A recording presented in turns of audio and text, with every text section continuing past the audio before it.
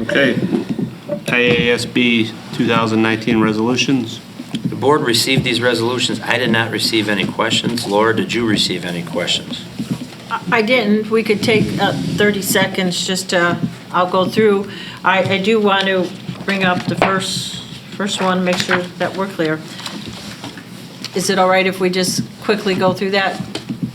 Sure. Yeah. Okay, so student safety resolution number 1, the IASB, or the recommendation is to adopt. Does anybody have any contention or disagreement with that? I do. Yes, I do oppose it. So I would like to bring up, because this happened last time, we have an SRO. We have somebody who carries a gun on site. We have that. But if we oppose that, what we are saying is we oppose the IASB supporting other districts who say they don't have availability to an SRO, a school resource officer. Well, Laura, if I could interrupt though, that's resolution 3, not resolution 1. No, it's also resolution 1. No, resolution 1 is about teachers and administrators being able to carry.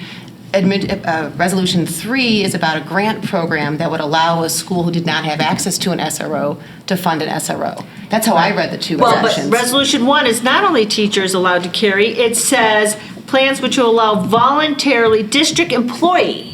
But So it's it not could an be SRO. one person. So the example was, so the school that proposed it, I'm just letting you know, last year, there was an ex-Marine who was a district employee, served this country, and he was a retired Marine. And he had all the appropriate credentials, and all of this proposal is saying is that would we give a school district the ability to develop a plan where they could allow somebody in their district to act as an SRO? So I don't quite agree with that interpretation of the resolution. I think there's my read of the IASB documents is that the school safety grant program that item number 3 was intended as more of a compromise because item number 1 had not received a lot of traction at the state conference in prior years. I guess my perspective is you've got 18 different positions that the IASB is looking for a vote on, plus a policy handbook of probably 60 other positions, right? And so in terms of resources and advocacy for this group, some of these to me are rise to the top of where I'd like to see IASB put their resources. I don't know what their relative success is on some of these things, but they're talking about the positions related to special ed program funding and state full reimbursement. Those are items that perhaps would be of more importance to this district. And I know we're not being asked to scale them, but still, I can't support the student safety item despite the IASB's recommendation. Because what they're saying is they want to support legislation in Springfield. There's only so many bills that move any legislative session. And so to support this one at the expense of some other one, I just can't do that. No, what this one is saying is they want to support school districts. There are 800 districts, the ability to develop their own plan.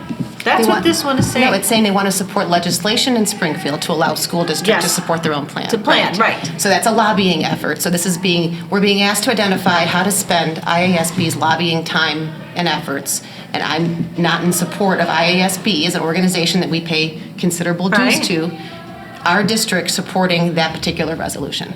That's my position. Okay, and I will just say, as have gone to these meetings, and whatever this board, I will carry that forward, or whoever goes. There are 800 districts, and the districts in the south are begging for this ability to develop a plan because they don't have the resources we have. We have somebody here that walks around with a gun. We can call the police. And police are here in 30 seconds. There are hundreds of districts in this state that a policeman is not going to arrive in an hour because they are so rural. And those districts are begging the 800 other districts to allow them to develop a plan to protect their kids. And so that's just us saying we're going to trust other districts that don't have the resources we do because we live in a big city to develop a plan. That's what this one's about. But we have everything here, and so we're like, no, we don't need that. But if we didn't have everything, if we lived where it would take an hour for a policeman to come, or there's only 2 policemen in the entire county, how would we feel? But I understand, because Laura, you brought it up at the last meeting, that this, it is being framed as an issue of local control. Yes. And there are so many instances where local control makes perfect sense. It's typically much more, to the point, effective, and so forth. For me, it's actually both the first, both number 1, school safety, and number 3 is a matter of, nobody debates that security is key for any of these institutions, but I believe that in a case like this, that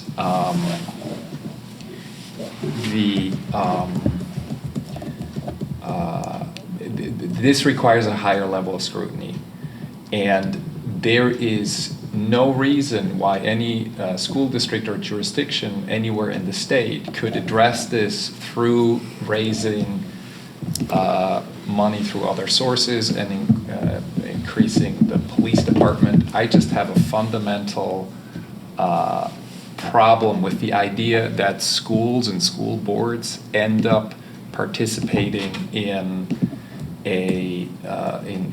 law enforcement when schools exist to educate people, and law enforcement can be provided. It's a matter of choices that we make by hiring, they could hire more police officers. And so I think on something, the gun epidemic and the studies that show that guns do not make students safer, it adds an additional risk, which is that accidents can happen. And so based on the evidence, everything I'm reading, I just think this is something that overall we should not support, and I'm not in support of either of these.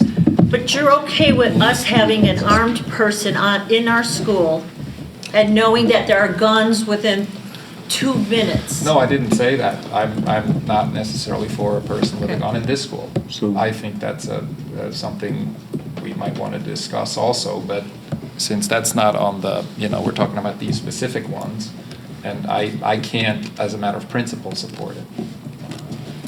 Want to speak? No. You've said your piece? Yes. I oppose it. Oh, you have any thoughts? No. All right, I'll give everybody time, I think. Okay, Laura so said her the, speak. so the district would oppose. I think we need to take a little straw poll. Those in favor, So I would support, but the rest of you, and then those opposed. I would oppose. so you guys would say oppose on that one, okay. Yeah, I'm with Tom on this one, and I think I was the only one that asked Lane not to have a gun, but, so, I'm kind of with Tom on this one. Okay, on number 2, the recommendation is adopt, and this just allows, if the district wanted to have a social goal, that some of our contracts are either by, companies owned by veterans, and maybe they weren't the lowest bidder or something. The way I read this is that would open an option for a district to be able to hire them and not be forced to take the lowest bidder. Are you looking to go through each of these individually, Laura? Because I didn't get any feedback from any of the board members that they. Well, I didn't get any feedback on number 1, and number 1 said, do adopt, and apparently that was not what people were thinking, so. So on number 2, it says that's a preference. Is the school board going to give a preference to? So I think it's I'm important that these are unclear. all positions of what IASB would support legislatively in Springfield. So none of these become Law. law. Right. Right, this is about how their lobbying dollars Right. get utilized. Right. So it's a minority women, veterans-owned preference program. It would allow districts to put that type of program into their procurement process. I got you, okay. So do you want to support that? Would a better way maybe to go through is there any ones that the board is against what the IASB is supporting? Okay, Maybe that's a better way, since we didn't receive any feedback, right? yeah, right. So the because- board, IASB was supporting number 1 and the board is against that? Right, ISB is supporting number 2. Does the, Any problems with 2? no. Number 3, ISB is supporting that. Tom is shaking his head, so we have 1 opposed. Is there anybody else opposed to 3? I'm not opposed. Anybody else opposed? Deanna? I am not opposed. I think this was a good compromise position. Okay, so we only can go with we're that, good okay? with that. Number 4,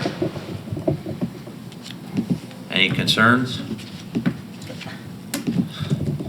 ISD None. is, okay, that's fine. 5? 5, go at concerns. ISB. Okay. Number 6, the traffic zones, is anybody